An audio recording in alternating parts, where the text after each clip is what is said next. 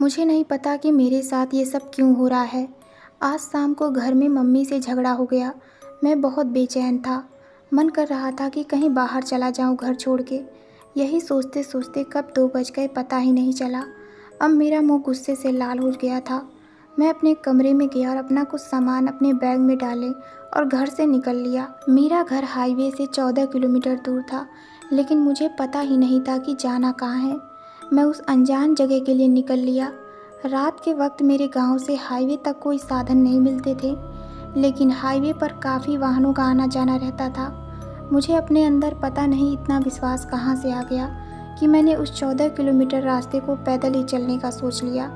मैं पैदल चल ही रहा था और इंतज़ार करते हुए आगे बढ़ रहा था कि कोई रास्ते में जाने वाला मिल जाए जो मुझे हाईवे तक लिफ्ट दे दे।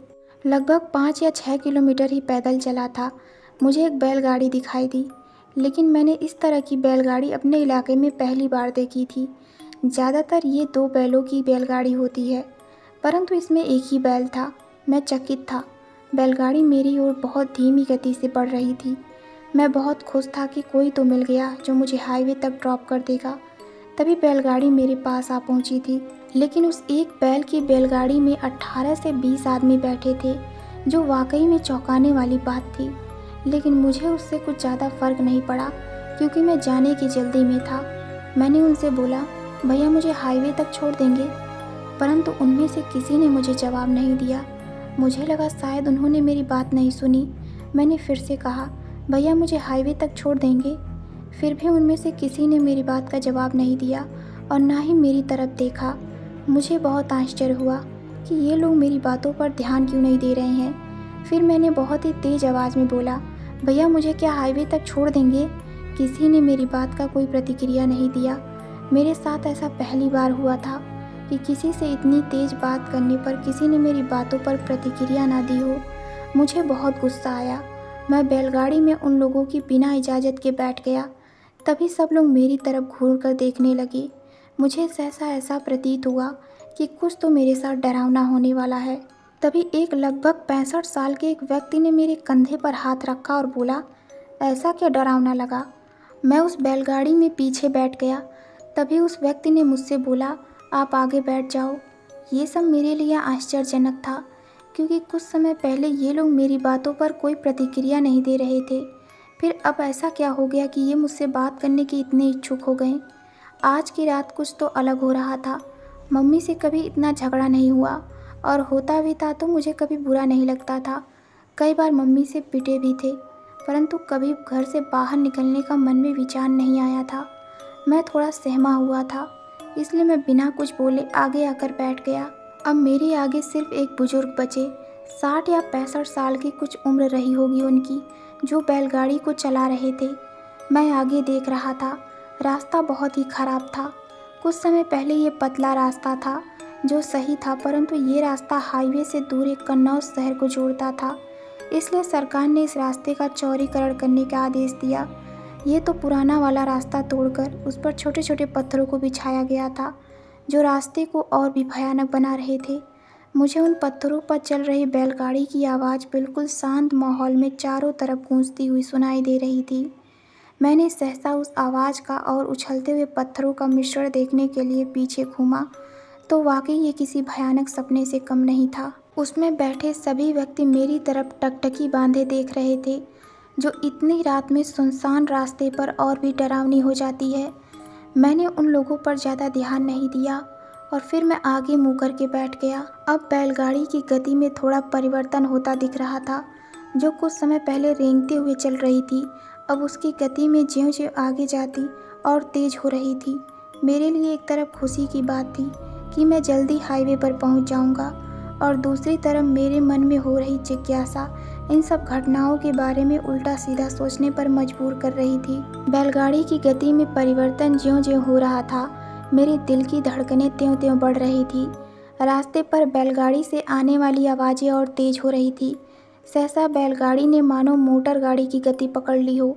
परंतु आश्चर्य की बात यह थी कि बैलगाड़ी में बैठे लोग बिल्कुल भी हिल-डुल नहीं रहे थे, और मुझे हर पल ऐसा लग रहा था कि मैं गिर पड़ूंगा।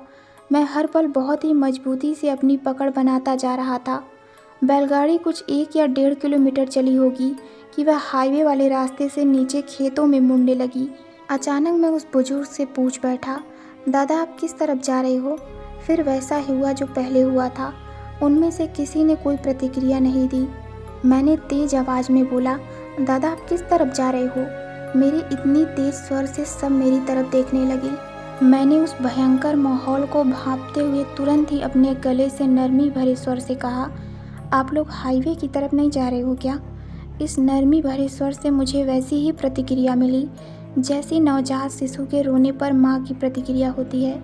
बैलगाड़ी खेतों में चलने लगी। तभी पीछे से एक बहुत सहसा मंद स्वर में आवाज़ आई, ये हाईवे का दूसरा रास्ता है। मैंने इस रास्ते को अनगिनत बार पार किया था, पर मुझे कभी इस हाईवे तक जाने वाले दूसरे रास्ते के बारे में नहीं पता था। मैंने अपने मन को एक झूठी तसल्ली दी। खेतों में चल रही बैलगाड़ी उसके पहिए से दबते हुए गेहूं के पौधे से चूं चूं चीं चीं की आवाज़ें पूरे वातावरण में अपनी अलग अलग चहकलियाँ बिखेर रही थी। कुछ दूर चलने पर नदी दिखाई दी, जो अपने बिल्कुल शांत लहरों से बह रही थी। नदी का शांत बहना बहुत ही मनमोहक था। हमें हाईवे के करीब पहुंचने के इशारे मिलने लगे। बह रही नदी का पुल हाईवे पर बना था और उस पर लगी लाइट नदी पर सुनहरे प्रतिबिंब बना रही थी। हमको हाईवे की तरफ जाना था, जो नदी के बगल से जाना था, परंतु बैलगाड़ी नदी की ओर तेज़ी से बढ़ने लगी। मैं सकपका गया और मैंने बड़ी तेज़ी स्वर में बोला, आप लोग नदी की तरफ क्यों जा रहे हो? किसी ने मेरी बातों की कोई प्रतिक्रिया नहीं दी। ये मेरे लिए अब कोई नया नहीं था, क्योंकि कुछ समय पहले ये सब मेरे साथ हो चुका था। मैंने फिर तेज़ी से बोला, बैलगाड़ी रोको, मुझे नीचे उतरना है। किसी ने फिर कोई प्रतिक्रिया नहीं दी। बैलगाड़ी की गति बहुत तेज़ थी, जैसे कि कोई मोटर गाड़ी दौड़ रही हो। मैंने बैलगाड़ी से कूदने का सोचा, लेकिन गति देखकर हिम्मत ना हुई। अब मन ही मन बैलगाड़ी से उतरने की सोच रहा था और अपने आप को कोस रहा था कि मैं बैलगाड़ी में क्यों बैठा, और अगर बैठ गया तो आगे बैठने की क्या ज़रूरत थी, और तरह तरह के प्रश्न मेरे मन को कोस रहे थे। अब मेरे पास बैलगाड़ी से कूदने के अलावा और कोई दूसरा रास्ता नहीं था। फिर पता नहीं कहाँ से इतनी हिम्मत आई कि मैंने आगे बैठे व्यक्ति, जो सफ़ेद कुर्ता और उस पर मैला अंगोछा डाले हुए उस बेचारे अकेले बैल को दौड़ा रहा था, उसके कंधे पर हाथ रखकर बोला, दादा बैलगाड़ी रोक दीजिए। दादा ने बड़ी नरमी से उत्तर दिया, जल्दी चलो, आग देनी है। ये सब क्या था? कुछ भी समझना मेरे बस में नहीं था। मैंने जो पूछा था उसका कुछ और ही उत्तर दिया। ये उत्तर मेरे मन में उठ रही तमाम जिज्ञासाओं को और तेज कर दिया। दादा किस आग की बात कर रहे हैं? कहाँ आग देनी है? किसको आग देनी है? पता नहीं, न जाने कहाँ से इतने प्रश्न आ गए जिनका मेरे पास कोई उत्तर नहीं था, और मैं इन सब प्रश्नों के उत्तर देने के बस में नहीं था। मैंने पुनः हिम्मत की और फिर हाथ रखकर पूछा, दादा किसको आग देनी है? मैं सोच रहा था शायद इस प्रश्न का उत्तर ना मिले, लेकिन ये क्या था? पीछे बैठे सभी लोग मेरी तरफ घूर कर देखते हुए बोले, अरे बेटा, तुमको पता नहीं ठाकुर साहब को? शायद ये अधूरा जवाब मुझे आने वाली भयानक घटनाओं का अंदेशा दे रही थी। मेरे इलाके में ऐसा कोई नहीं था जो ठाकुर साहब को ना जानता हो। उनके बारे में बच्चे बच्चे के मुंह पर उनकी कहानी थी और उनके स्वभाव से पूरा इलाका परिचित था। तो दोस्तों, मिलते हैं इस कहानी के अगले भाग में। धन्यवाद।